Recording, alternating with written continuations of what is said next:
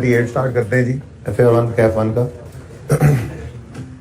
अच्छा, ये नोट हम कल बना रहे थे, मुझे लग रहा है कि मैंने डेप्रिसिएशन को भी इसमें ले लिया था, ऐसे ही है, तो वो मेरी मिस्टेक है। अभी मैंने देखा ये, लेकिन चेंज इन पॉलिसी के नोट के अंदर वो एरर करेक्शन की बात नहीं कर सकते थे हम, इसलिए आप अपने नोट को डेप्रिसिएशन जो लिखा है ना उसको आप काट दें। कल नोट बना रहे थे ना, उसके अंदर हमने क्या देखा, ये हमारी वर्किंग थी, चेंज इन पॉलिसी का इम्पैक्ट ये था, याद है ना आपको, हमने वर्किंग ऐसे बनाई थी दो हिस्सों में। चेंज इन पॉलिसी को मैंने अलग रोका था और डेप्रिसिएशन को अलग रोका था जब ओरिजिनल सवाल किया था। ओरिजिनली जिस दिन सवाल किया था तो हमने इम्पैक्ट ऑन प्रॉफिट की जो वर्किंग बनाई थी उसके अंदर 15, 14 और 13 था। ये वाला इम्पैक्ट था। क्लोजिंग स्टॉक 13 का 1.5 से कम हुआ था तो प्रॉफिट भी कम हो गया था। क्लोजिंग स्टॉक 14 का इंक्रीज हुआ था। इसको क्वेश्चन खोलो ना, क्वेश्चन ओपन कर लें प्लीज। 2.2 से इंक्रीज हुआ था 14 का क्लोजिंग स्टॉक, तो प्रॉफिट भी इंक्रीज हो गया था। ठीक है ना, ये वर्किंग जो की थी हमने जब हमने क्वेश्चन बैंक 2 किया था मोहानी वाला आज से 10-15 दिन पहले, ठीक है ना। फिर क्लोजिंग स्टॉक 15 का 2.2 से 4 से डिक्रीज हुआ था तो प्रॉफिट भी डिक्रीज हो गया था। फिर अगली बात हमने कही थी कि बस ऑपोजिट है 1.5, साइन लगाओ, फिगर सेम लिख दो, ऑपोजिट इस तरह से, ठीक है। और जब तब वो वर्किंग की थी असल में पहली बार तो इस तरह से की थी 1.5 और ये 3.7 पॉजिटिव और ये 6.2 नेगेटिव, ये लिखकर उसके बाद फिर डेप्रिसिएशन का इम्पैक्ट लिया था। और वो क्या था, कुछ याद है? डेप्रिसिएशन का इम्पैक्ट कुछ याद है? इतना कौन सा याद करना है, थोड़ा सा ऊपर चले जाते हैं। ये जो एडजस्टमेंट की थी हमने इसी तरह से दो हिस्सों के अंदर की थी। 14 के अंदर फिर 15 रुपए पॉजिटिव हुए थे और उसके बाद फिर हमने सवाल के अंदर टोटल ये फिगर लिखी थी 6.2, 18.7 और 1.5, ऐसे ही था क्या आपके सामने वर्किंग हुई पड़ी है।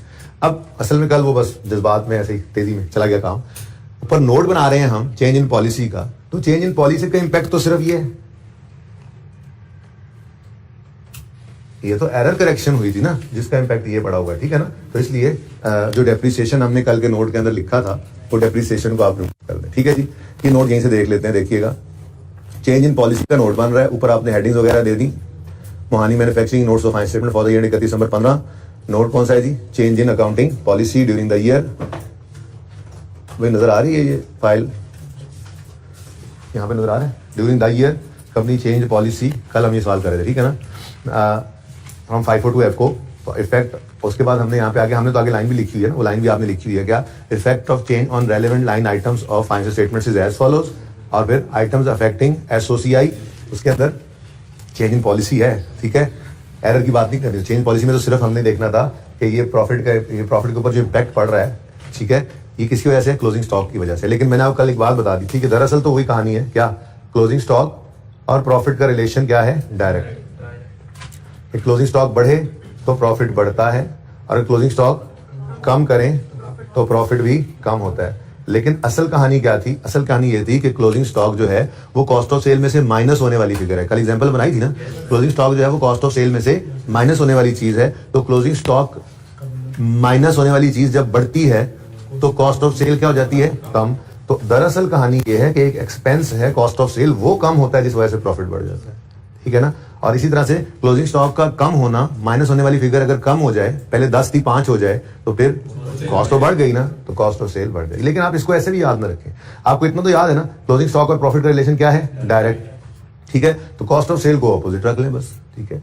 अब मसला ये है ना कि आपने प्रॉफिट पर इंपैक्ट तो दिखाना ही दिखाना होता है नोट के अंदर, पर वो प्रॉफिट पे इंपैक्ट फरमाइशी प्रोग्राम है। जितने मर्जी लाइन आइटम्स ऊपर, sale, cost of sale, GP के बाद other income, admin expense, selling expense, distribution expense, इनमें से कोई भी चीज आएगी तो वो लाइन आइटम अलग है और प्रॉफिट तो नेट पे एंड पे आता है, वो अलग है। तो आपके जितने भी आइटम्स के अंदर इंपैक्ट पड़ेगा, इनकम एक्सपेंस, डिडक्शन बढ़ गई, सैलरी कम हो गई, रिपेयर बढ़ गई, 7600 चीजें डाल दो, सारों के बाद एंड पे प्रॉफिट वाला इंपैक्ट तो ऐसे ही शो करना होता है। तो ये जो इंपैक्ट ऑन प्रॉफिट था ना नोट के अंदर, ये वाले इंपैक्ट को प्रॉफिट के नाम पे तो हम नहीं लिख सकते थे। दरअसल कहानी ये थी कि क्लोजिंग स्टॉक का चेंज होना कॉस्ट ऑफ सेल को जो चेंज करा था ना, लाइन आइटम इनकम स्टेटमेंट का कॉस्ट ऑफ सेल है और फिर उससे रिजल्टेंट प्रॉफिट निकलता है, तो प्रॉफिट पे भी इंपैक्ट बताना ही था, ठीक है ना। तो फिर हमारे पास 13 के साल के अंदर प्रॉफिट कम हो रहा है, प्रॉफिट कम क्यों हो रहा है? क्योंकि क्लोजिंग स्टॉक कम हो रहा है, और क्लोजिंग स्टॉक के कम होने से कॉस्ट ऑफ सेल बढ़ रही होती है। तो फिर 13 के अंदर, 13 तो हमने प्रेजेंट ही नहीं करना था, लेकिन कर रहे होते तो हम लिखते कॉस्ट ऑफ सेल में क्या आया है? इंक्रीज 1.5 का। लेकिन चूंकि इनकम स्टेटमेंट हम बना रहे हैं नोट के अंदर, और इनकम स्टेटमेंट नोट के अंदर जो है वो 13 की नहीं बनाते। इनकम स्टेटमेंट 2 साल की, चेंज इन इक्विटी 2 साल की, और बैलेंस शीट 3 साल की। ठीक है ना? तो इनकम स्टेटमेंट 2 साल की है और बैलेंस शीट 3 साल की नजर आ रही है। ठीक हो गया? सही है। अच्छा, तो फिर 13 तो था नहीं, अब आगे 14 में। 14 में हम देखते हैं जी प्रॉफिट 3.7 से बढ़ रहा है। क्यों? प्रॉफिट का बढ़ना क्यों है? अब सिर्फ इसको देखो, क्योंकि क्लोजिंग स्टॉक बढ़ गया। क्लोजिंग स्टॉक का बढ़ना प्रॉफिट को बढ़ाता है। ऊपर वाले को देखो ही ना यार, ठीक है? क्लोजिंग स्टॉक का बढ़ना प्रॉफिट को बढ़ा रहा है, और क्लोजिंग स्टॉक का बढ़ना दरअसल कॉस्ट ऑफ सेल को कम कर रहा होता है। तो अब नेट में इंपैक्ट आ गया 3.7। तो इसका मतलब यह है कि 3.7 से जो प्रॉफिट बढ़ा है, ये लाइन आइटम कौन सा इंपैक्ट हुआ था? Cost of sale. और कॉस्ट ऑफ सेल कम हुई है तो प्रॉफिट बढ़ा है। तो इसलिए 14 के साल के अंदर कॉस्ट ऑफ सेल कम हो गई 3.7 से, decrease in cost of sale 3.7 14 के अंदर आ गई। तो ठीक है, सही है।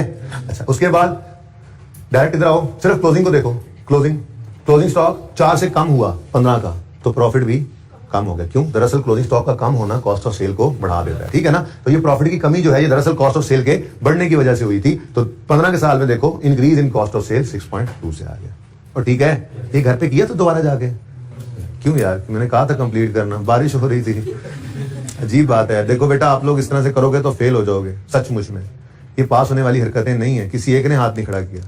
क्यों आप लोग इस पे डटे हुए हैं कि आप इस बार पास नहीं करना चाहते, आप अगली बार पढ़ेंगे और दोबारा पास करेंगे? समझ से बाहर है आप लोगों की ये हरकत। आज मैं यहाँ पे क्वेश्चंस लिखूंगा, वीकेंड आ गया है, और मैं अब आई मीन इट, मैं क्लास के अंदर बहुत ज्यादा आप लोगों को ख्वार करूंगा मंडे वाले दिन, अगर ये क्वेश्चंस नहीं हुए होंगे आप लोगों की नोटबुक्स के ऊपर। ठीक है ना? मैं बता रहा हूं ये बात।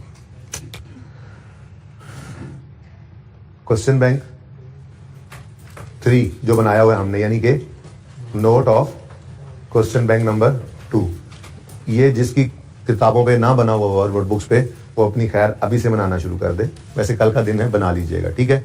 पास पेपर 1 मैंने करवा दिया था कल, पास पेपर 1 करवाया था POL। कितने बच्चों ने घर जाके किया उसे? पहले किया हुआ था या कल किया? हाथ खड़ा करें। पास पेपर 1 पा क्वेश्चन लिमिटेड चलें। पास पेपर 2 चांद पेंट्स, कितने बच्चे करके आए हैं? बारिश हो रही थी। ठीक है? Asif engineering pass paper number कौन सा? 6 जी। ये कितने बच्चों ने किया? बारिश हो रही थी। ठीक, इसका इलाज ये है कि मैं ये दोनों डिस्कस नहीं करूंगा आज। थोड़े से देख लूंगा मैं, थोड़ा सा बता दूंगा मैं, लेकिन नहीं। और नया टॉपिक शुरू करना है मैंने मंडे को इंशाल्लाह, होपफुली EPS शुरू करूंगा। ये रह जाएंगे, मैं करूंगा ही नहीं डिस्कस। ऐसे तो ऐसे सही भाई, ये तो माफ क्या कर दो यार। आप लोग इस बात पे डटे हुए हो, कोई ऐसा काम ना हो जाए हमसे जिससे हम पास हो जाए पहली बार में। कोई ऐसी हरकत करनी ही नहीं है। माँ बाप का पैसा तो जाया करना ही करना है। ठीक है ना? मर्जी आप लोगों की। अभी और क्वेश्चंस भी ऐड हो जाते हैं। अच्छा जी, वापस आए इस पे।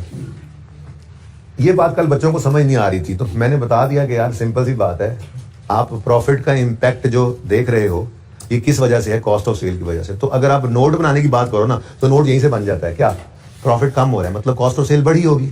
1.5 से कॉस्ट ऑफ सेल बढ़ गई, प्रॉफिट बढ़ रहा है मतलब कॉस्ट ऑफ सेल। क्योंकि देखो, स्टॉक का इंपैक्ट और किसी चीज पे नहीं आता सिवाय कॉस्ट ऑफ सेल के। तो बोलो, चाहे ओपनिंग स्टॉक हो चाहे क्लोजिंग स्टॉक हो, कहां पड़ा होता है?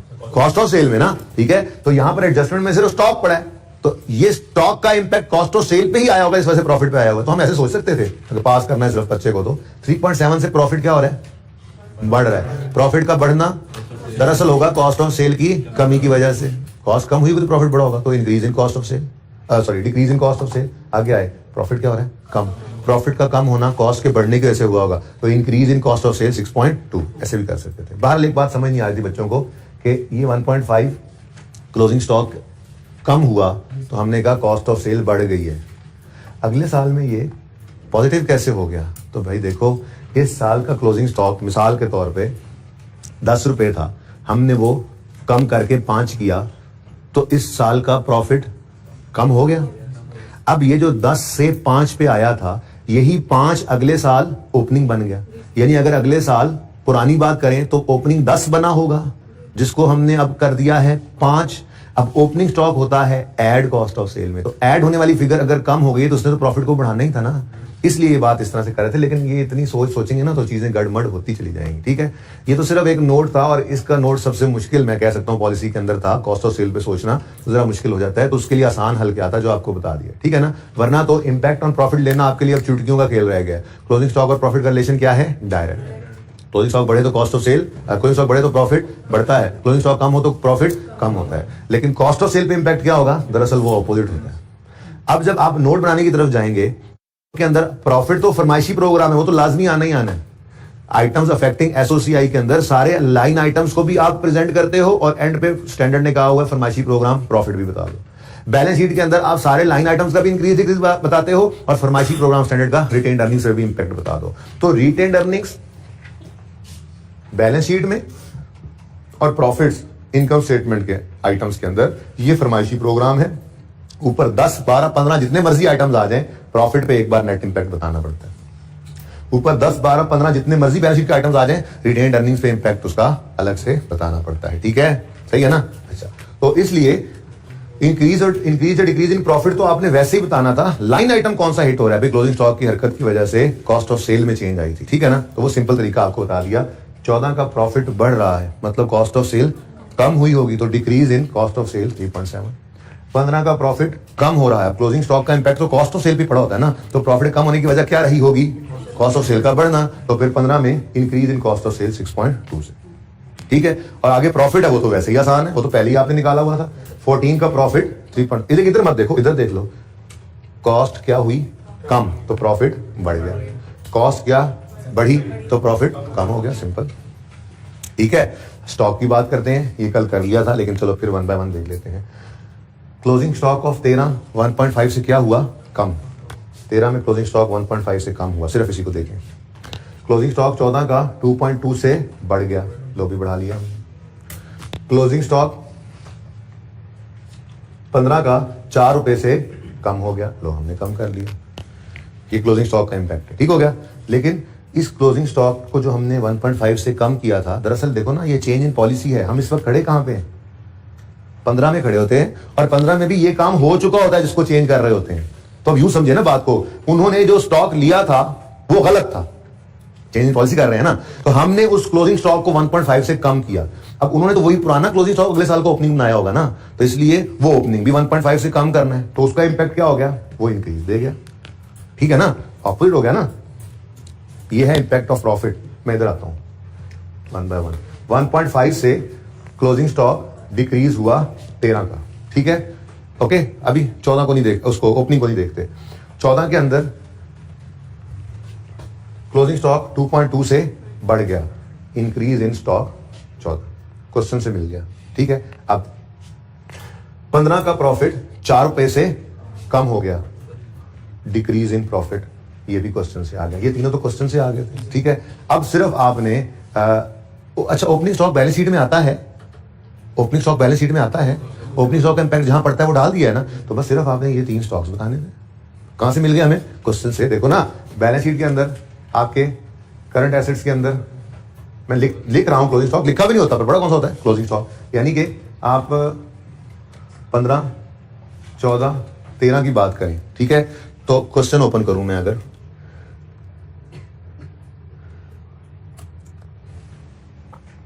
ये देखें, FIFO पे थे हम, पुरानी बात क्या है जी? FIFO पे थे, जरा बताना। 37, 35 पॉइंट, नहीं, हमें पहले हम जिस पे थे वो बताओ, मैं गलत वाले पूछ रहा हूं। 37 पे थे, 42 पे थे, और 58 पे थे। ठीक है ना, ये तो थी पुरानी बात। अब हम क्या बता रहे हैं अपने नोट में? हमने जो चीजें सही की, सही करने से क्या हुआ? ये 37 से कम होके 35.5 हो गया, 1.5 से कम हुआ कम, 1.5 से डिक्रीज। ओपनिंग, ये अगले साल ओपनिंग बनेगा, कॉस्ट ऑफ सेल पे इसका इंपैक्ट आएगा, बैलेंस शीट में तो कुछ नहीं आता। ठीक है, आगे बढ़े। 43 वाले को हमने चेंज करके कर दिया है जी 42 वाले को 44.5। कितने से? 2.2 से क्या हुआ? ये बढ़ गया, 2.2 से इंक्रीज इन स्टॉक, ये बढ़ गया। गलत, सही कर लिया हमने। अब ये अगले साल ओपनिंग बना होगा, कॉस्ट ऑफ सेल पे इंपैक्ट आ गया, बैलेंस शीट में क्या आता है? ठीक है, नेक्स्ट। ये जो उन्होंने पहले हमने स्टॉक रखा हुआ था, पुरानी पॉलिसी के हिसाब से 58 था, हमने जब चेंज किया तो ये कितने पे आ गया? 54.4 पे, तो ये 4 से क्या हो गया, कम हो गया। क्लोजिंग स्टॉक ऑफ 15 4 से कम हो गया, ओहो 4 से डिक्रीज इन स्टॉक। ये अब अगला साल ही कोई नहीं है, चलो जान छोड़ो, लेकिन बनता भी तो ओपनिंग बनता ना, कॉस्ट ऑफ सेल पे उसका असर आता, बैलेंस शीट पे सिर्फ यही चीज का इंपैक्ट पड़ा और तो कुछ नहीं है। हाँ, उसके बाद फरमाइशी प्रोग्राम है, फरमाइशी प्रोग्राम, ठीक है, रिटेन्ड अर्निंग्स पे क्या इंपैक्ट पड़ता है, तो उसका तरीका आपको बताया हुआ है। आप क्या करोगे, asset equals capital plus liability से चेक कर लो। हाँ जी, 1.5 से क्लोजिंग स्टॉक क्या हुआ है, कम, यानी एसेट 1.5 से क्या हो गया, कम। लायबिलिटी तो सवाल में है नहीं, तो बराबर करोगे तो ये भी 1.5 से क्या हो रहा है जी, कम। तो रिटेन्ड अर्निंग्स में भी क्या आ गया जी, 1.5 से डिक्रीज। ऐसे ही बनाया था ना। अब वास्ता जो हुन कर लेना, इस नोट ਨੂੰ बना लेना अब इस नोट को। लेकिन अब मेरी सजेशन सुनो, संडे आ गया, ठीक है ना, और आपका और मेरा एक मुआहदा तय पाया था कि अब से जो टॉपिक्स चल रहे हैं ये ऐसे तैयार होंगे कि जो अगले दिन आपसे टेस्ट ले आईकैप आके तो आप उसमें पास हो जाओ, ठीक है ना। तो अब आपके सामने, चलो मैं IAS 1 को नहीं कहता कि बीच में है, वैसे ही IAS 1 इसमें शामिल हो जाता है। IAS 8 और IAS 7 के लिए ये संडे है, ठीक है ना। अब अपने घर पे करना क्या है, आपने इस क्वेश्चन के करने से पहले क्वेश्चन बैंक नंबर 2 दोबारा करना है, ठीक है जी। मोहानी मैन्युफैक्चरिंग करना है बगैर सोल्यूशन वगैरह देखे, फुल फ्लैज। जो मार्क्स हैं, मार्क्स देखो, इसके सवाल में इसके मार्क्स नहीं है तो मैं लगाता हूं, इसके मार्क्स लगा लेते हैं जी। इसमें क्या बनाना था, सिर्फ ये देखो ना, सिर्फ रिटेन्ड अर्निंग कॉलम है ना, ये देखो, ये देखो, ठीक है जी। इतना कुछ सवाल है, इसके लिए मैं आपको 12 नंबर लगा देता हूं। इसके कितने नंबर है जी, 12। 20 मिनट में आपने ये सवाल, 20 मिनट में तो कर ही लोगे ना, ठीक है। 12 नंबर का ये सवाल होगा, ये फॉर 12 मार्क्स होगा, ठीक है जी। और फिर नोट के 4 मार्क्स होंगे, यानी टोटल ये 16 मार्क्स का आपका टेस्ट है। घर पे आपने 25 मिनट का टाइमर लगा लेना है, मैक्सिमम 25 मिनट में आपने ये सवाल विद बनते हो नतीजा ना, सवाल भी तो कराया हुआ है, सारा कुछ तो बताया हुआ है। 4 मिनट तुम छड़ भी दो, फिर 25 मिनट के अंदर ये सवाल आपने करना है, ठीक है ना, क्योंकि क्वेश्चन सारा डिस्कस्ड है। तो 25 मिनट्स इस सवाल पे आपने लगाने हैं, ओके, ठीक हो गया। चलो अब आते हैं चांद पेंट्स पे। चांद पेंट्स भी अब ऐसा ही है, डिस्कशन के बाद आपको इजी लगेगा। बस इसमें 2 चीजों का फर्क है, पास पेपर 1 और 2 में थोड़ा सा डिफरेंस है, सिर्फ वो बताऊंगा, बाकी कोई मसला नहीं है, ठीक है ना। कोई बात नहीं बेटा, आ जाएगी समझ।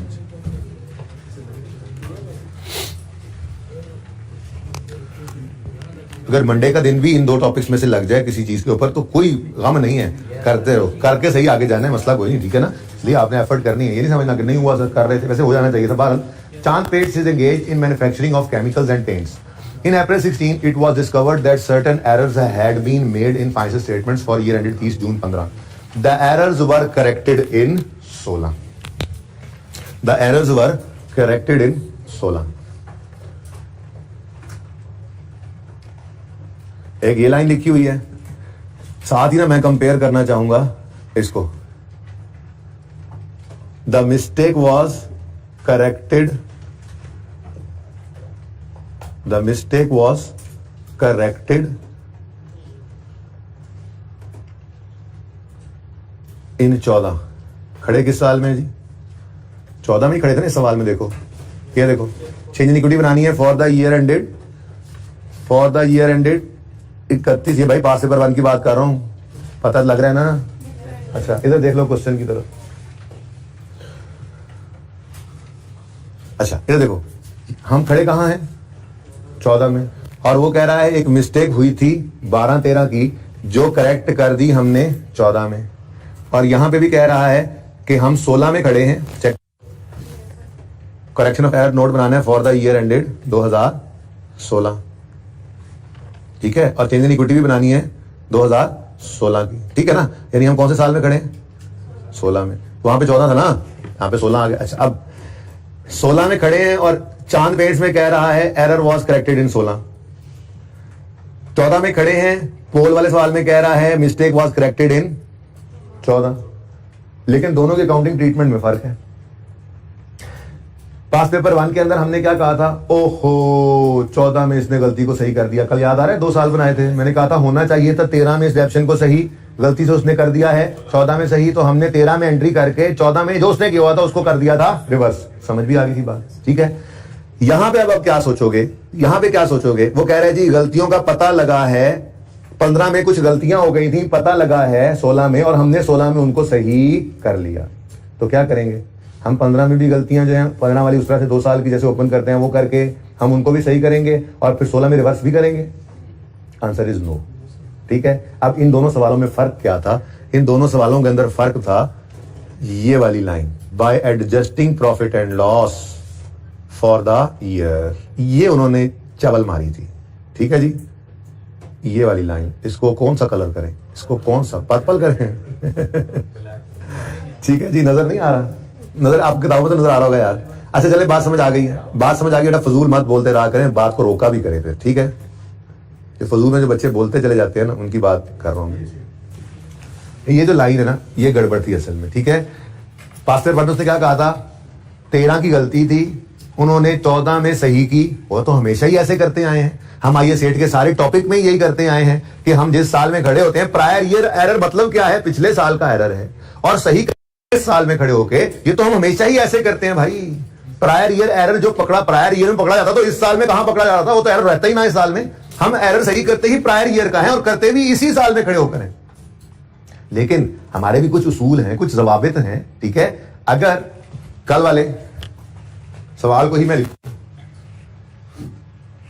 तो क्या हुआ था? एंट्री सर था सवाल में, debit debit PPE credit.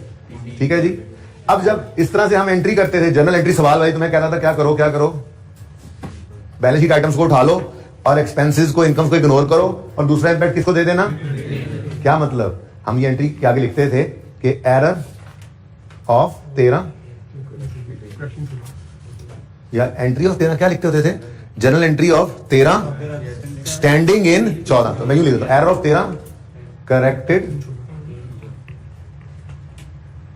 Journal entry of 13 error correction standing in 14।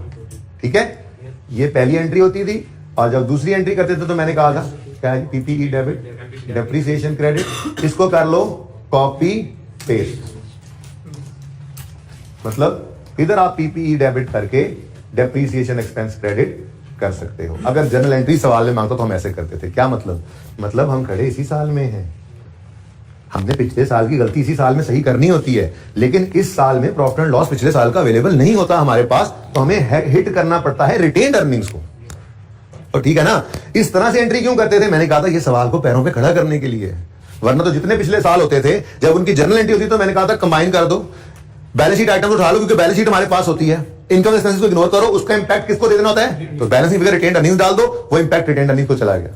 ठीक है ना, इसका मतलब अगर आप यहां पे खड़े होकर एंट्री ये करें ना, स्टैंडिंग इन 14, ये एंट्री क्या है जी? ये एंट्री क्या है? ये भी लिख दें इधर, journal entry of 14 error correction standing in 14। तो ये एंट्री आपने बिल्कुल सुकून से की जी, पीपीई डेबिट और डेप्रीसिएशन एक्सपेंस क्रेडिट। ठीक है, तो स्टैंडिंग इन 14 का एरर तो एक्सपेंस इनकम में डाल सकते हो, लेकिन स्टैंडिंग इन 13 का एरर एक्सपेंस में नहीं डाल सकते, प्रॉफिट एंड लॉस में ये हिट नहीं कर सकते। हमारे भी कुछ उसूल हैं, तो हम हमेशा ही यही करते आए हैं, इस 14 में खड़े होकर 13 की गलती पकड़ी जाए तो उसे 14 में खड़े होकर सही करते हैं, लेकिन 14 के प्रॉफिट एंड लॉस में इनकम एक्सपेंसेस नहीं डाल सकते, रिटेन्ड अर्निंग्स को हिट करते हैं। बात समझे हो? वो तो अलग बात है कि सवाल के अंदर रिटेन्ड अर्निंग्स बनानी ही 2 साल की थी, तो पिछले साल के प्रॉफिट भी सामने नजर आ रहे थे, वहां पे हिट कर दिया। और ठीक है ना, लेकिन उनको कल मैं रीस्टेटेड लिखना भूल गया था, माजरत सवाल के अंदर दूसरी क्लास में मुझे याद आ गया था। ठीक है, अपना सोल्यूशन ओपन करो ना, मैंने पासवर्ड 1 जो करवाया था, इसमें पासवर्ड 1 मैंने करवाया था, ओपन करो। इसके अंदर सेवन इक्विटी है, यकम जनवरी 13 पे जो ओपनिंग आ रहा है, उसके बाद जो पहला प्रॉफिट आया 52 माइनस 151 हुआ था ना, इस 51 के आगे रीस्टेटेड लिखो। फिर नीचे क्लोजिंग 31 दिसंबर 13 का जो आया है वो भी रीस्टेटेड हो गया। ठीक है, हाँ 14 वाले को नहीं करना था, बात समझे हो? 13 ओपनिंग को भी नहीं, मैक्सिमम 3 बार रीस्टेटेड आता, भूल तो नहीं गया ये सेट? सेटोजेनिक इक्विटी के अंदर मैक्सिमम 3 बार रीस्टेटेड आता था। ठीक है ना, एक अगर इससे भी पीछे गलती होती और हम ओपनिंग के नीचे लाइन डाल के कहते प्रायर ईयर एडजस्टमेंट, तो फिर हम ओपनिंग को भी रीस्टेटेड करते, लेकिन यहां पर prior year error, prior year की एडजस्टमेंट नहीं थी। हाँ 13 के साल का प्रॉफिट जो है वो चेंज हुआ, उसके आगे रीस्टेटेड लिखा आपने। फिर 13 की क्लोजिंग रिटेन्ड अर्निंग्स भी चेंज हुई, उसके आगे भी रीस्टेटेड लिख दिया आपने। 14 तो हमारा साल होता था, उसको रीस्टेटेड नहीं लिखते थे। ठीक है ना, याद आ रही है बातें? अच्छा, तो ये मैं कहना चाह रहा था आपको कि पास पेपर 1 में क्या है, पास पेपर 1 में उसने ये गलती क्या की है कि उसने 14 की गलती को 13 की गलती को 14 में सही किया, लेकिन मसला ये है bye adjusting the profit and loss account, profit loss income expense जाते हैं, मतलब उसने ये एंट्री यहां पर कर दी डेबिट एक्सपेंस क्रेडिट, ये नहीं करनी थी असल में, ठीक है ना। तो इसलिए हमने इसको क्या किया, रिवर्स कर दिया। बात समझ आई कुछ? चलो, ये तो था पास पेपर 1 जिसमें मुझे अगले साल में रिवर्सल करना पड़ा, लेकिन ये वाहिद यही सवाल था, वरना हम हमेशा ही ऐसे करते आए हैं, पिछले साल की गलती इस साल में खड़े होकर ही सही करते आए हैं, ठीक है। और सवाल क्योंकि खामोश होता है तो इसका मतलब जो हमारे उसूल हैं उन्हीं के मुताबिक ही सही करते आए हैं, ठीक है ना। हमने पिछले साल की गलती को इस साल में सही किया है, इस साल के प्रॉफिट एंड लॉस को हिट नहीं किया, हमने रिटेन अर्निंग्स को ही हिट किया होगा। बहरहाल ये दोनों में फर्क पहले तो पता लग जाए ना, उसके बाद सवाल की तरफ जाते हैं, ठीक है भाई। यहां पे क्या लिखा हुआ है, एरर्स वर करेक्टेड इन 16, 15 के एरर पकड़े गए, सही किए 16 में, तो करने भी पकड़े तो 16 में गए, तो सही भी 16 में करने थे, लेकिन उसने ऐसी कोई बात नहीं लिखी हुई bye adjusting current year profit and loss कि हम उसको रिवर्स करने बैठ जाए इस साल के प्रॉफिट्स में से। ओके, ये दोनों में फर्क समझ आया है? नहीं समझ आएगा ना तो मंडे को फिर समझाऊंगा, टेंशन नहीं लेनी आपने, सवाल करना है आपने, ठीक है। चलो अब सवाल करते हैं नंबर 2, दोनों में फर्क पहले बता दिया मैंने। Chand paints is engaged in manufacturing of chemicals and paints. In April 16 it was discovered that certain errors have been made in financial statements for the year 15, जो कि ऑडिटेड थी और सरताज के पास पहुंच चुकी हुई हैं। The errors were corrected in 16. The details are as follows. कहता है जी ऑडिटेड फाइनेंशियल स्टेटमेंट्स में ये फिगर्स गई थी और आफ्टर करेक्शन ये फिगर्स हैं, ठीक है। आफ्टर करेक्शन ये फिगर्स हैं, मतलब ये समझ लो ओरिजिनल है, ठीक है, और ये वाली क्या थी, रॉन्ग, ठीक है ना। अब हमने रॉन्ग से ओरिजिनल की तरफ जाना होता है, ये ओरिजिनल होंगी ना। अब वो कह रहा है जी एरर करेक्शन के बाद ये फिगर्स बनती हैं, ठीक है। तो sale tax commission and discounts के अंदर क्या आ रहा है जी, इंक्रीज, यहीं पे बना लो, इंक्रीज या डिक्रीज। डिक्रीज को हम नेगेटिव साइन के साथ शो करते जाएंगे, ठीक है जी। हाँ भाई, एक्सपेंस बढ़ा या कम हुआ, बढ़ गया है, 7 से 8 पे चला गया, 330 से बढ़ गया, आगे बढ़ो। कॉस्ट ऑफ सेल आप 44 से वाली सेम है तो यूं बोल दो, 633 से 606 पे चली गई, कम होगी कॉस्ट ऑफ सेल कितनी, 27 माइनस, कम हो गई। ये ऐसे ही ना आप अपने घर पे जब सवाल करोगे, अभी नहीं, अभी सिर्फ देख लो, घर पे जब सवाल करोगे ना तो बुक के ऊपर ही आपने इंक्रीज डिक्रीज का कॉलम आगे डाल लेना है, ताकि बाद में आसानी हो, पर्चे के अंदर नोट मांगा हो तो नोट में भी इंक्रीज डिक्रीज बताना होता है, 1 मिनट में बता दो, ठीक है ना, सही है। अच्छा जी, next selling and distribution expense 2.4 से 2.6 पे चला गया, बढ़ गया 194 से पॉजिटिव। फिर एडमिन एक्सपेंसेस 2.1 से 2.2 ये भी बढ़ गए 105 से, ठीक है। ठहर अलग अलग करने दो। अच्छा जी, उसके बाद 515 से ऑपरेटिंग एक्सपेंसेस कम हुए, 48 से कम हो गए। फिर जी अदर ऑपरेटिंग इनकम कम हो रही है जी,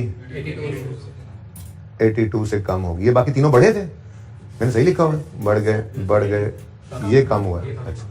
अच्छा बस ये ध्यान रखना होगा, इनकम कम हुई, एक्सपेंस कम हुआ, बस थोड़ा सा ये देख लेना, ठीक है ना। अगर एंट्री करो तो वैसे एंट्री रिक्वायर्ड नहीं है, लेकिन मैं मंडे को आपसे सवाल डिस्कस करूंगा ना तो मैं इसकी जनरल एंट्री भी कर दूंगा आपको, वो जो हम करते हैं एंट्री, ये कर लो सारा कुछ कर लेंगे इंशाल्लाह। ओके, अच्छा जी, नेक्स्ट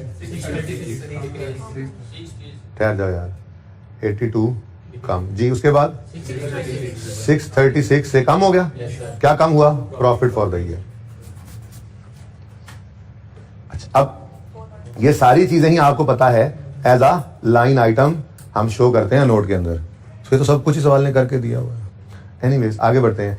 बैलेंस शीट की बात करें तो वो कह रहे हैं ट्रेड एंड अदर रिसीवेबल्स ये जी कम हो गए हैं, 412 से कम हुए। फिर ट्रेड एंड अदर पेएबल्स 224 से बढ़, ठीक है।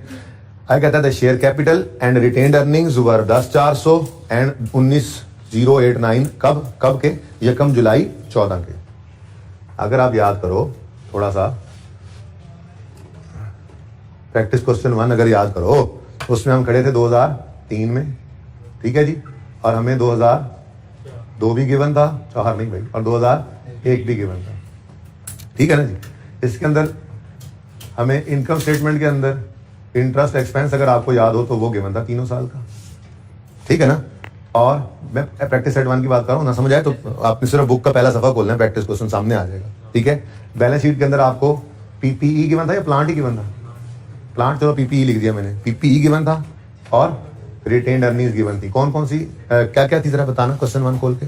प्रैक्टिस क्वेश्चन 1 आपकी किताबों में सबसे पहला सवाल, प्रैक्टिस क्वेश्चन 1 जो हमने 2 दिन लगा के किया था, जी 9, ये रिटेन अर्निंग्स बता रहे हैं मुझे, मैं खुद ही ओपन कर लेता हूँ।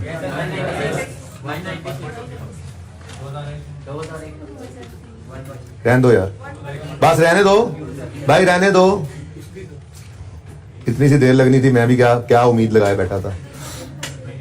प्रॉफिट एंड लॉस में इंटरेस्ट भी आया, हमें प्रॉफिट दिया हुआ था, ठीक है। इनकम स्टेटमेंट में हमें डायरेक्ट क्या दिया हुआ था जी, प्रॉफिट, ठीक हो गया।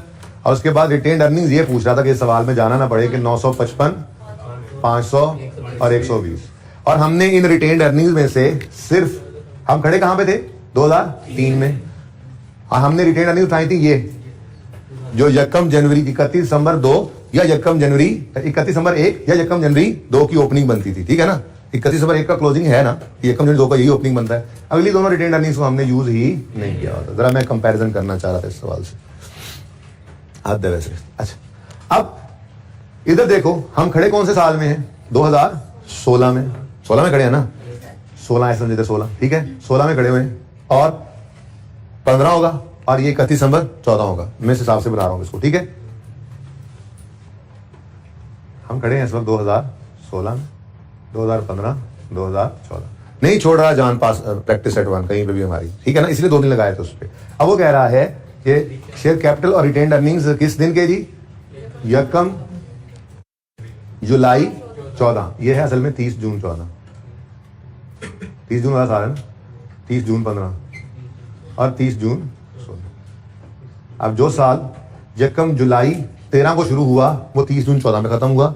और इसका क्लोजिंग हमारे पास अवेलेबल है रिटेन अर्निंग्स, कितना बता दो जरा, 19089, ये गिवन है सवाल में। 30 जून 14 का क्लोजिंग ही यकम जुलाई 14 का ओपनिंग बनता है, जो 30 जून 15 का क्लोजिंग बनेगा, ठीक है। हमारे लिए सिर्फ ये रेलेवेंट फिगर थी, वो अवेलेबल भी थी। नहीं समझ आई तुम्हें? हाँ ये समझ, सवाल कर रही नहीं हो आजकल, तुम पढ़ ही नहीं रहे हो वैसे बाय द वे, ठीक है भाई। 30 जून 14 का क्लोजिंग यकम जुलाई 14 पे ओपनिंग बनेगा ना, 30 जून वाला साल है ना, जो साल यकम जुलाई 13 को शुरू होता है वो खैर से 30 जून 14 पर खत्म हो जाता है। उससे अगला साल फिर यकम जुलाई, ये भी बताना पड़ रहा है बिल्कुल, यकम जुलाई 14 को शुरू होता है जो 30 जून 15 पे खत्म होता है, एंड सो ऑन, ठीक है ना। तो ये जो 30 जून 14 का क्लोजिंग बैलेंस है, यही यकम जुलाई 14 का ओपनिंग बनेगा ना, जुलाई वाला साल है। तो यही सवाल कर उसने दिया हुआ था, शेयर कैपिटल भी दिया हुआ था और रिटेन अर्निंग्स भी दी हुई थी, किस दिन की, यकम जुलाई 14 की। बताना ये चाह रहा था कि उसने रिक्वायरमेंट बी के अंदर चेंजेस इन इक्विटी मांगी हुई है। और मैंने इस सवाल के इस टॉपिक के अंदर आपको ये बताया था कि उसने अगर आपसे चेंज इन इक्विटी मांगी है ना, तो चांद पेंट्स की आपने statement of changes in equity बताओ जरा, कौन से साल की मांगी है, बताओ 31 दिसंबर 16 की मांगी है ना, 30 जून 16 की मांगी है। तो 30 जून 16 की चेंज इन इक्विटी के साथ साथ आपने 15 की बनानी है, चाहे ये सवाल में कहे ना कहे, सिर्फ इस टॉपिक के लिए। इस टॉपिक के अंदर वो कंपैरेटिव मांगे चाहे ना मांगे, मैंने बता दिया था आपको, कंपैरेटिव आपने बनाने होते हैं लाजमी, सिर्फ इस टॉपिक के लिए। वरना हर टॉपिक ऐसा है कि जब तक कंपैरेटिव का कह ना दे आपने नहीं बनाने, ठीक है। तो statement of equity for the year 30 जून 16 बनानी है, तो आपने इस तरह से लिखना है, ओपनिंग 2 लाइनें छोड़कर, एहतियातन के हो सकता है कोई पिछले साल की भी एडजस्टमेंट हो, ठीक है ना। उसके बाद फिर अपनी रूटीन वाला क्लोजिंग, और बल्कि यूं लिखा करो, लिखा इधर करो, ओपनिंग लिखकर यहां पे करो, अगर कोई चीज आ जाए तो लिख दी, नहीं तो ना, ऐसी 2 लाइनें खाली पड़ी रहेंगी, ठीक है जी। ओपनिंग बैलेंस, क्लोजिंग बैलेंस और क्लोजिंग, ठीक है ना। फिर मैंने कहा था 30 जून 16 यहां पर लिखोगे, यहां पर लिखोगे 30 जून 15, और यहां पे लिखोगे 30 जून 14 लिख लो, चाहे तो यकम जुलाई 14 लिख लो, और ये डेट ही तो गिवन थी, 30 जून 14 लिखो या यकम जुलाई 14, बात तो एक ही है। ये वाली फिगर हमें गिवन है, अगर इसमें कोई एडजस्टमेंट हुई तो उसको उठा के इधर लिख लेंगे, अगला काम तो हमें जरूरत नहीं होता था, ठीक है ना। फिर यहां पर पैट आता था 15 का, और यहां पर पैट आता था 16 का, ठीक है ना। ये सारी कहानी थी असल में। यानी अगर मैं ये तो मिटा दूं, ऐसे क्या करें, ओह इंक्रीज डिक्रीज भी मिट गए, कंट्रोल जी भी नहीं ना हो सकता यहां पे, चले कोई बात नहीं। इधर देखिए, इधर देखिए, इनकम स्टेटमेंट होती है 2 साल की चाहिए, हम 16 में खड़े हैं तो 16 और 15 की होनी चाहिए थी। और बैलेंस शीट में हमें गिवन होना चाहिए 3 साल का डेटा, 16, 15 और 14, ठीक है। अभी फिलहाल मुझे सिर्फ इतना पता लगा कि शेयर कैपिटल जो है 30 जून 14 की बात, ऐसे ही लिख लेते हैं, 30 जून 14, 30 जून 15। ये जिनको समझ नहीं आ रही थी ना उनके लिए मैं कर रहा हूँ सारा काम, लेकिन सवाल मैं फिर भी नहीं कराऊंगा, ठीक है। चलो अच्छा इधर देखना, वो क्या कह रहा है जी कि यकम जुलाई 14 यानी 30 जून 14 की बात है। शेयर कैपिटल कितना है जी 10,400, ठीक है। और retained earnings unappropriate profit, retained earnings 089। आगे उसने नहीं बताया रिटेन्ड अर्निंग्स का। हमें क्या आगे वाली रिटेन्ड अर्निंग्स चाहिए होती हैं? चाहिए नहीं होती। यही तो हमारा स्टार्टिंग पॉइंट बनता है। अगर इसमें कोई एडजस्टमेंट ना हो तो यहाँ से आगे शुरू करते हैं कहानी, वो डाटा हमें गिवन था, ठीक है। उसके बाद उसने प्रॉफिट फॉर द ईयर भी बताया हुआ है भाई, प्रॉफिट फॉर द ईयर भी बताया हुआ। देखो असल में ना ये ऑडिटेड है, ये भी ऑडिटेड है, 14 तो पक्का ऑडिटेड है ना। और फिर 16 क्या है, ये ड्राफ्ट चल रहा है, ठीक है। ऐसे ही ये 16 ऊपर, वो भी आप 30 जून वहां नहीं लिख रहा, बस दोबारा क्या लिखना, ये क्या है ड्राफ्ट, और 15 क्या है ऑडिटेड। ये सवाल मैंने वैसे ही बना दिया आपको, ठीक है ना। अब 15 के ऑडिटेड फाइनेंशियल स्टेटमेंट्स में प्रॉफिट कितना आ रहा था 4359। ये तो चेंज होकर अब रीस्टेटेड वाला बनेगा ना, उसकी तो बात ही नहीं कर रहा मैं अभी, पर ठीक है। अच्छा उसके बाद 16 का प्रॉफिट ड्राफ्ट कितना नजर आ रहा है 1839। ये जनाब हमारे पास आ गया जी प्रॉफिट फॉर द,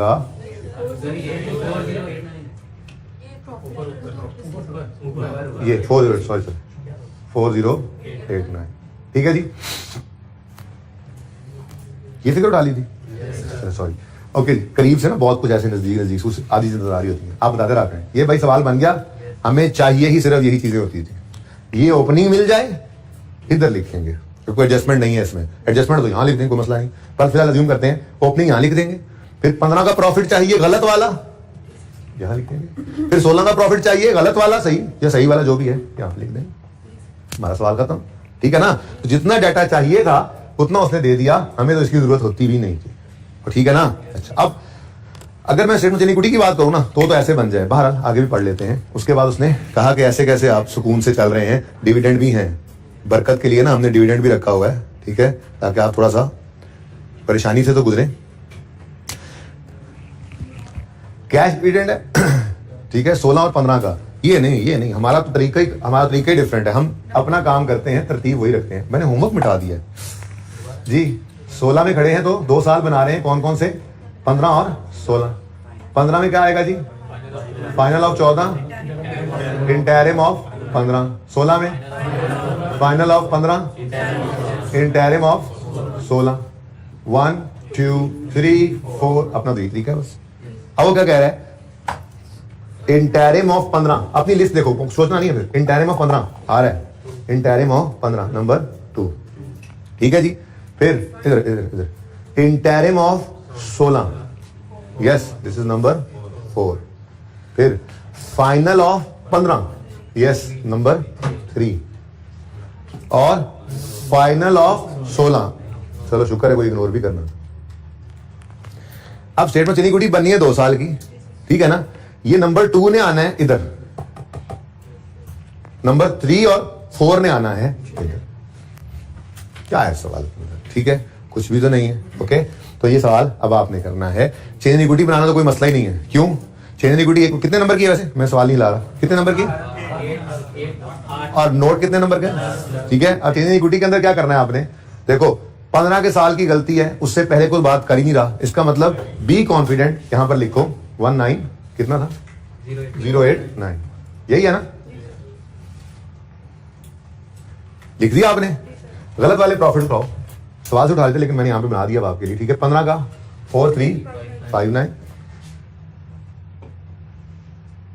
16 का 4089, कम हो गया प्रॉफिट, चले गए जी। उसके बाद कुछ नहीं है बस, उसके बाद तो ये करेक्शन है। अब हर एक को प्लस माइनस करने की कोई जरूरत ही नहीं है। 15 का जो प्रॉफिट था 4359 गलत था ना, उसको जब सही किया, क्यों गलत था, देखो ये प्रॉफिट कैसे निकला होगा, ये सारी इनकम्स एक्सपेंसेस नेट करके, ठीक है ना, बोलो ये सारे इनकम्स एक्सपेंसेस नेट करके प्रॉफिट ये आया होगा ना, ठीक है। और इन सारे इनकम एक्सपेंसेस में गलतियां थी, वो गलतियां सही करके हमने सही प्रॉफिट ये निकाल लिया।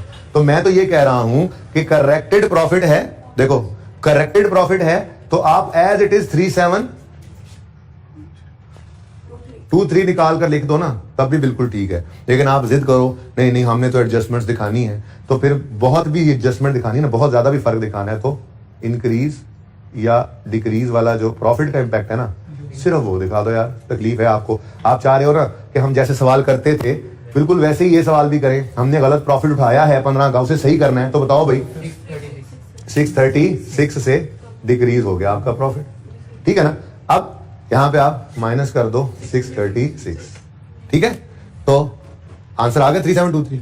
आप जिद पे अड़ गए नहीं हमें तो एक एक का फर्क बताना है, क्योंकि इनकम एक्सपेंसेस आप अलग अलग से पोस्ट करना आपको आदत थी ना, तो फिर सारे डिफरेंसेस निकालो। अच्छा ये दोबारा निकालने पड़ेंगे भाई, मैं गलती से मिटा गया, जरा जल्दी से आप लोगों ने कैलकुलेट करके लिख ही लिए होंगे कहीं ना कहीं जी। ये क्या है जी 3 क्या था, अच्छा फिर 4727, अच्छा क्लियरली बोले, पहले मैंने मिटा दिया एक बार जी। 194 भी सही से बोलना था ना, 194 ये क्या होता है, पॉजिटिव नेगेटिव 105 पॉजिटिव, फिर 48 नेगेटिव 82, ठीक है जी, नेगेटिव है ओके। और ये आ गया जी हमारा प्रॉफिट 636। आप देखो इनका सबका नेट करके देख लो, यही आएगा, जरा नेट कर तो लो जरा वैसे।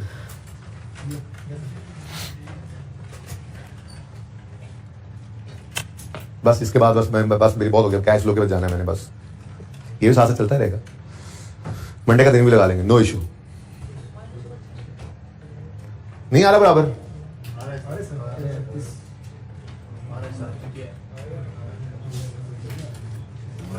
थोड़ा ध्यान से देखना पड़ेगा। अब इधर देखो, मैं बताता हूं, इधर देखो भाई, देखो प्लीज, इनकम बढ़ी है, इनकम के बढ़ने से प्रॉफिट नहीं है, इनकम ये सेल्स टैक्स है, कमीशंस हैं, डिस्काउंट्स हैं, ये एक्सपेंसेस हैं भाई, ठीक है। तो एक्सपेंसेस बढ़ने से प्रॉफिट हो जाएगा कम। असल में प्रॉफिट का इंपैक्ट ऐसे नजर आएगा, बात समझे हो।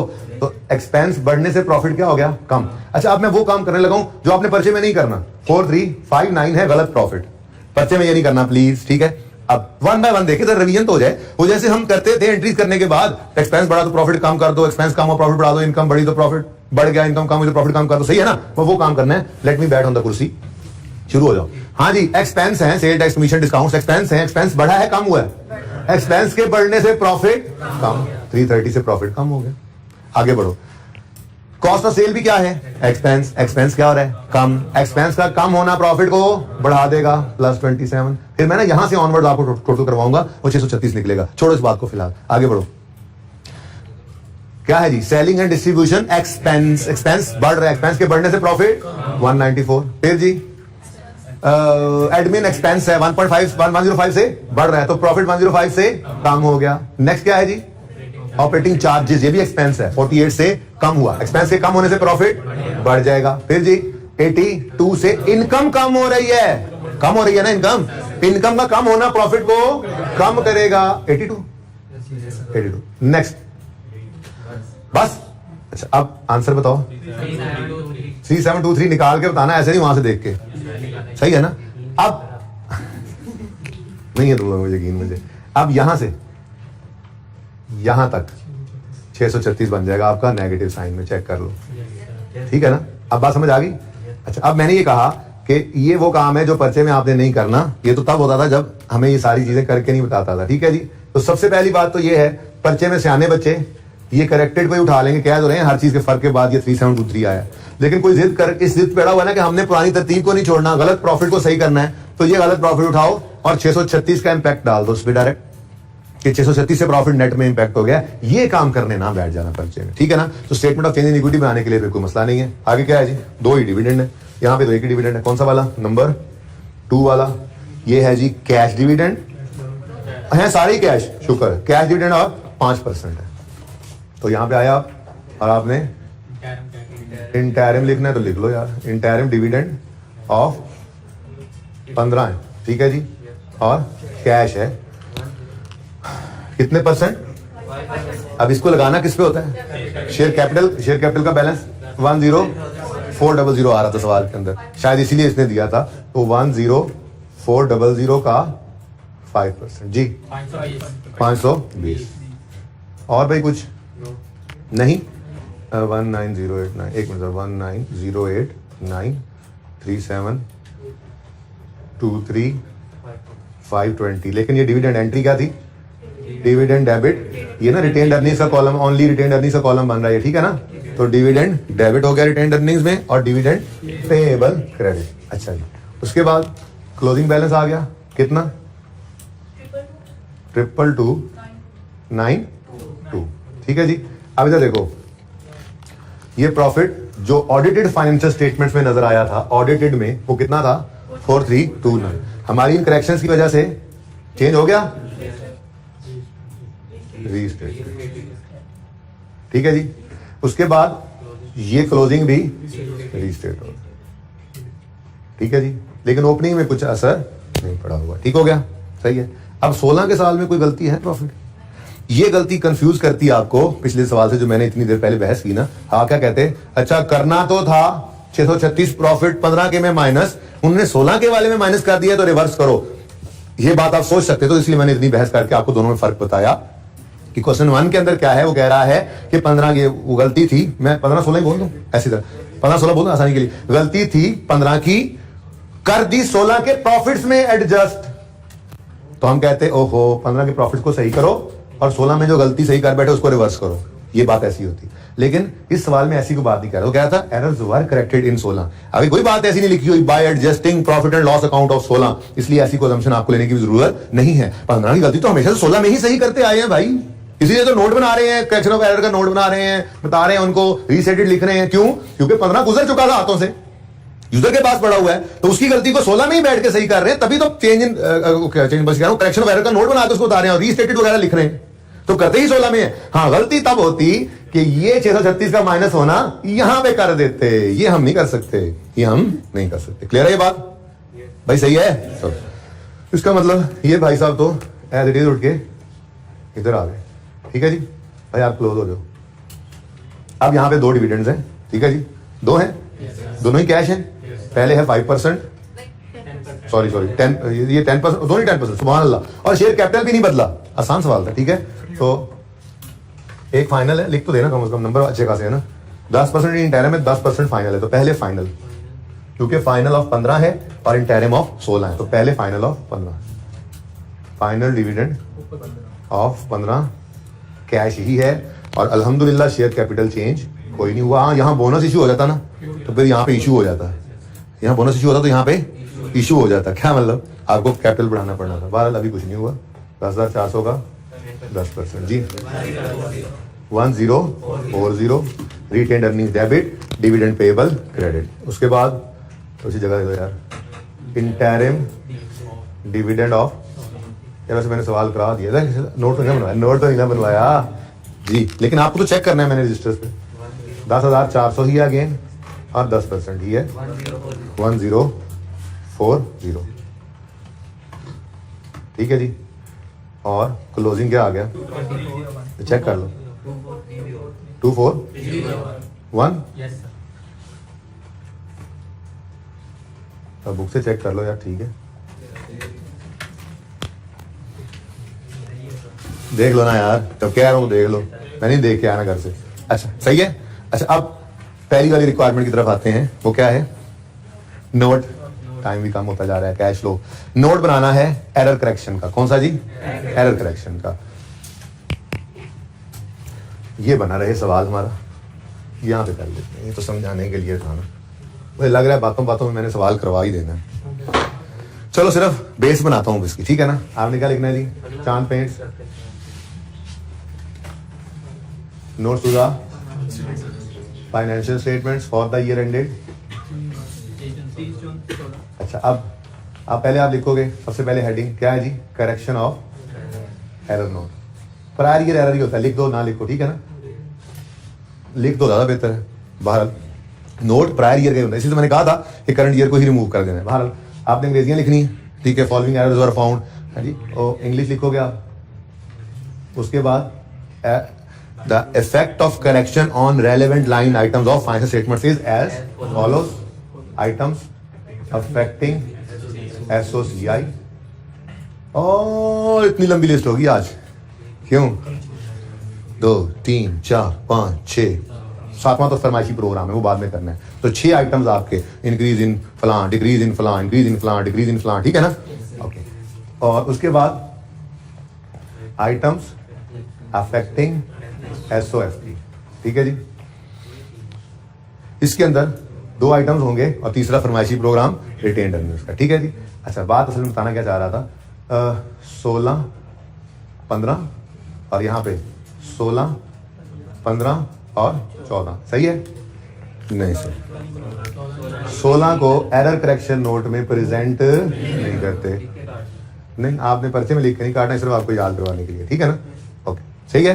तो अब रह क्या गया 15, तो 15 के इम्पैक्ट्स आपके सामने हैं, आमिर भाई आपके भी सामने है, 15 के इम्पैक्ट्स आपके सामने हैं। इंक्रीज डिक्रीज ऑलरेडी लिखा हुआ सवाल के ऊपर ही, यहाँ पे लिखते चले जाओगे, ठीक है। बैलेंस शीट के आइटम्स ही मौजूद हैं। प्रॉफिट का इम्पैक्ट यहाँ पे कौन सोचे, वैसे अगर सोचना हो डायरेक्ट, तो ये जो काम किया था ना, ये काम ये सोच ही तो रहे थे आप, ठीक है ना, जुबानी सोच रहे थे आप। देखो हालांकि पॉजिटिव है, हम क्या कह रहे थे, प्रॉफिट कम, प्रॉफिट ज्यादा, प्रॉफिट कम, प्रॉफिट कम, प्रॉफिट ज्यादा, प्रॉफिट कम, ठीक है, ये आप यहाँ पे डायरेक्ट सोच रहे थे, ठीक है ना। लेकिन अभी इस सवाल के अंदर आपको 636 से प्रॉफिट कम होता नजर आ रहा है ना, तो पर्चे में अगर सवाल में सहूलत मिल गई है तो वो यूज कर लेंगे, एंड पे सिर्फ उसको लिख देंगे, ठीक है।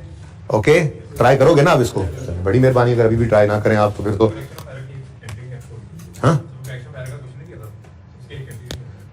हाँ रहती है, मुझे पता है। मैं घर जा रहे हैं सवेरे, जो मर गया तो माफ कर देना, जिंदा रहते पढ़ा देंगे इंशाल्लाह, ठीक है। आई विल इंशाल्लाह।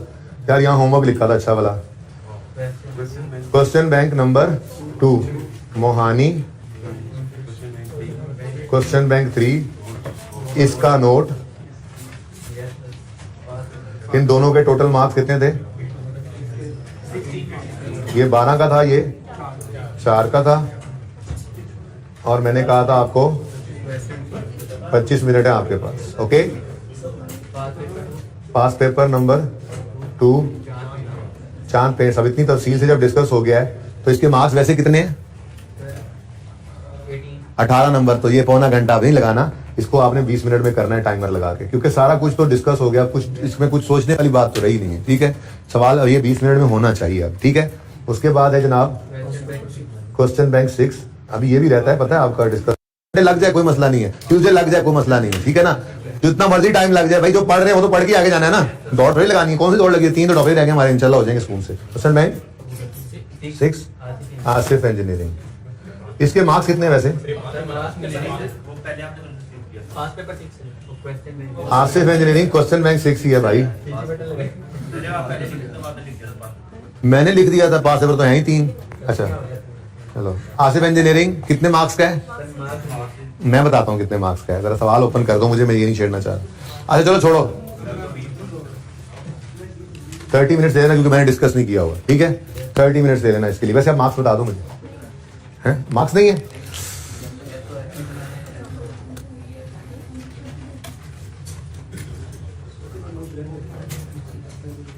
बैलेंस शीट बनानी है, इनकम स्टेटमेंट बनानी है, चेंज इन इक्विटी बनानी है।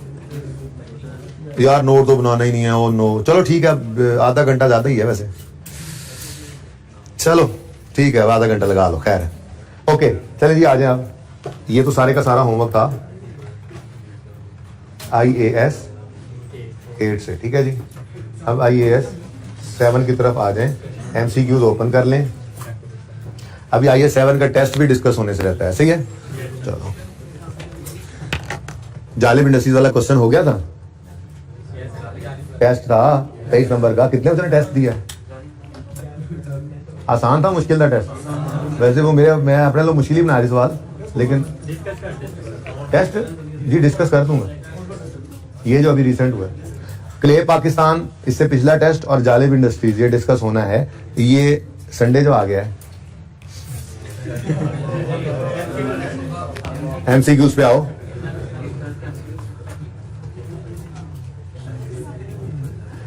Faria limited is involved in business of furniture at 1 January 18, company issued share capital consisting, ये पेज नंबर है जी 623। असल में ना पास पेपर में तो अब हमने कुछ छोड़ा नहीं है कैश फ्लो के अंदर, तो ऐसे टेस्ट के अंदर ही अब ऐसी चीजें आ सकती हैं ना, ठीक है।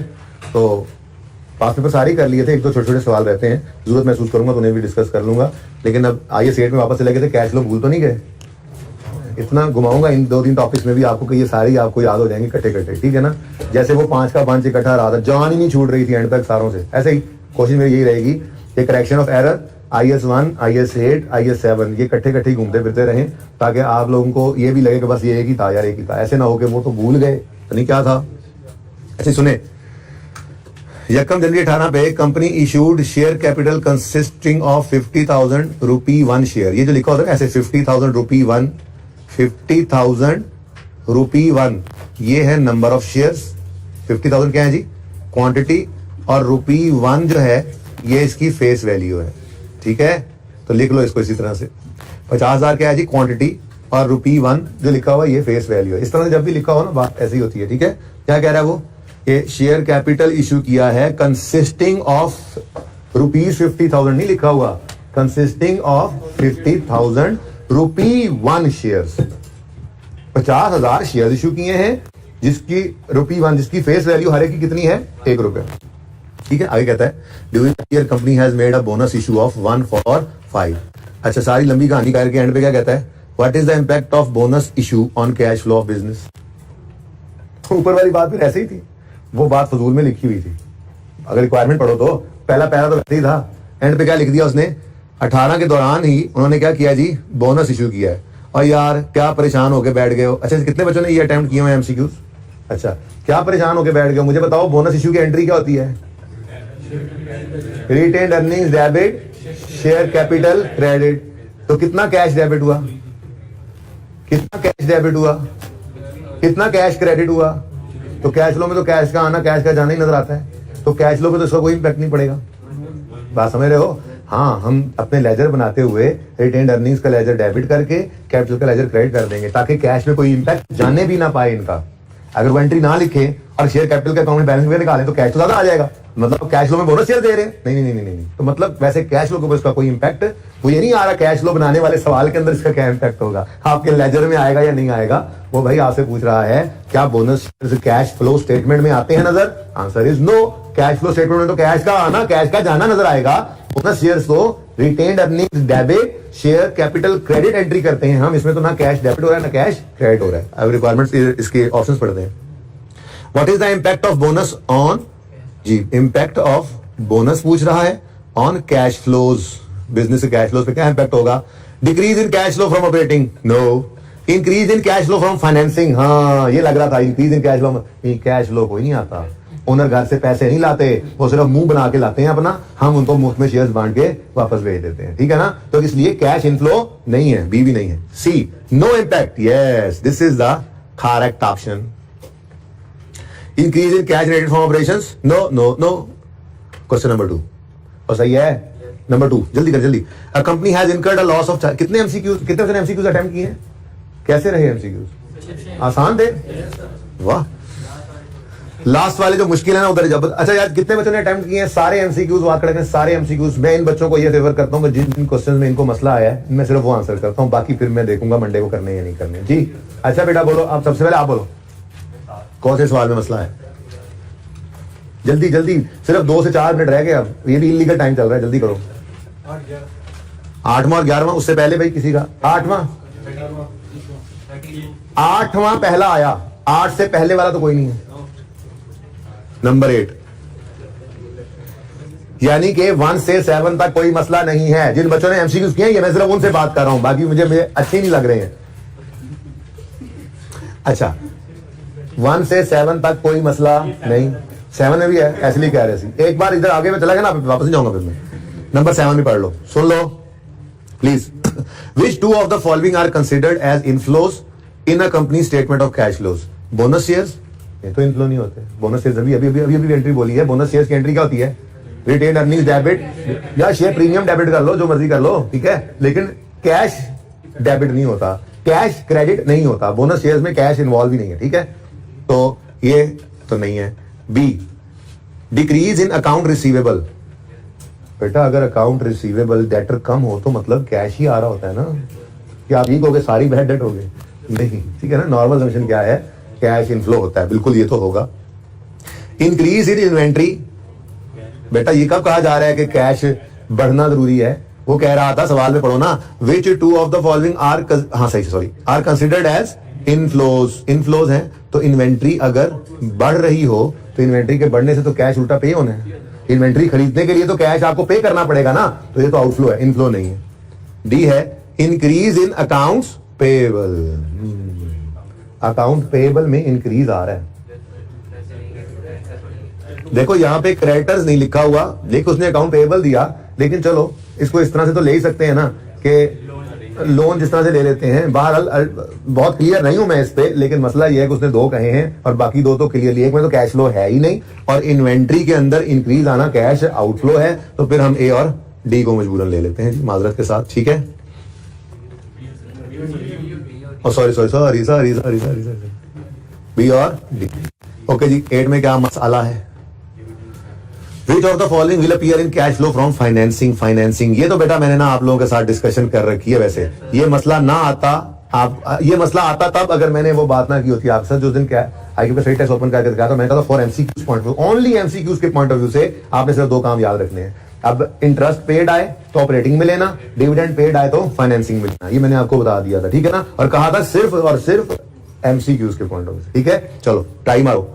हाँ जी, फाइनेंसिंग एक्टिविटी में क्या आएगा? Cash paid to acquire non current assets, ये तो इन्वेस्टिंग एक्टिविटी में आता है, फिक्स एसेट खरीदे। डिविडेंड पेड, अब मेरी उस डिस्कशन की वजह से आप कहेंगे हाँ एमसीक्यूज के पॉइंट ऑफ व्यू सर ने कहा था डिविडेंड पेड को फाइनेंसिंग एक्टिविटी में ले लेना, याद है ना। बोनस शेयर्स इशूड, अच्छा देखो cash flows from financing activity है ये बोनस शेयर। क्या फाइनेंसिंग एक्टिविटी का कैश फ्लो हुआ बोनस इशू पर? कैश फ्लो नहीं हुआ भाई, कैश फ्लो हुआ ही नहीं है। ठीक है, और डेप्रिसिएशन फॉर द ईयर, ये तो होता ही नॉन कैश है, इसका मतलब डिविडेंड पेड ही है हमारी फाइनेंसिंग एक्टिविटी। हमें किसका सवाल था ये 8वां, किसका था? हाँ क्या मसला था? अच्छा तो ये वो क्लास बड़ी थी वैसे। अच्छा हाँ भाई 8 के बाद जल्दी बोलो। ऐसे मैं ऐसे बोलता है तो 9th में को मसला, 10 में, 11 में, 12 में, 13, जिन्होंने किए होते हैं ना क्वेश्चन बेटा, उन्होंने ना निशान लगाए होते हैं, तो जिन्होंने नहीं किए वो मुंह उठा के अब देखे ना इधर ये क्या बात हो रही है, ऐसे कैसे डिस्कस हो रहा है। वो जो करके आए उन्होंने निशान लगाए होते हैं, उनको पता है कि ये टिक हो गया हमारा। 13, 14, 15, okay. Where in a companies financial statements complying with international standards should you find the proceeds of non current assets sold during the period. तो कहता है जी फाइनेंशियल स्टेटमेंट्स वो वाली जो इंटरनेशनल अकाउंटिंग स्टैंडर्ड्स को फॉलो कर रही हों, उनके अंदर sale proceeds of non current assets आपको कहां नजर आएंगी? तो आप में से कोई उठा और उसने कहा प्रॉफिट एंड लॉस में, अदर इनकम में, तो मैंने कान के नीचे एक दी उसके, मैंने कहा सेल प्रोसीड्स वहां नहीं जाती थी, वहां तो जाते थे गेन्स और लॉसेस, इसीलिए तो कैश फ्लो स्टेटमेंट बनाई थी। और sale proceeds from non current assets जो है वो आपकी इन्वेस्टिंग एक्टिविटी का कैश फ्लो, तो कान के नीचे।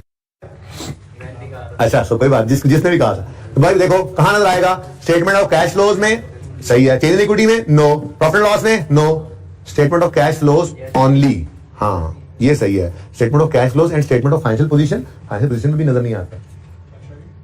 कैश आएगा तो कैश में डेबिट हो जाएगा ना, सेल प्रोसीड वाला कैश तो सामने नजर नहीं आ रहा होगा आपको, तो बेटा बहुत कुछ आता है। तो फिर कैश आता है, कैश जाता है, कैश के अकाउंट का इम्पैक्ट तो हम नहीं बता रहे होते, ठीक है ना। डेबिट क्रेडिट जिधर दूसरी तरफ मर्जी हो रहा है, कैश का तो हम क्लोजिंग लेते हैं ना कैश फ्लो में, ठीक है। तो जो क्लोजिंग कैश फ्लो होगा, closing cash in cash equity होगा, उसके अंदर वो पड़ा होगा, बस उसको अलग से नजर नहीं आना चाहिए। तो मतलब वो यही कह रहा था कि सेल प्रोसीड्स का लफ्ज कहां नजर आता है, यानी कि वो फिगर आपने 100 रुपए का एसेट बेचा, कैश के लेजर में वो 100 रुपए नजर आ रहा होगा, बैलेंस शीट में कैश नजर आ रहा था, क्या वही 100 रुपए पड़ा होगा? नहीं। क्वेश्चन इज वो 100 रुपए जो sale proceeds on fix asset है वो कहां नजर आएगा? वो कैश फ्लो के अंदर, सिर्फ कैश फ्लो के अंदर, सिर्फ और सिर्फ कैश फ्लो के अंदर इन्वेस्टिंग एक्टिविटी में नजर आएगा आपको इनफ्लो के तौर पर, ठीक है। पता नहीं अब मैं सही बोल रहा हूँ या गलत, आंसर चेक करते रहो साथ साथ। यही था, डी ही था। चलो चलो जी, अब वक्त हुआ खत्म, तो 16 से ऑनवर्ड शुरू करेंगे।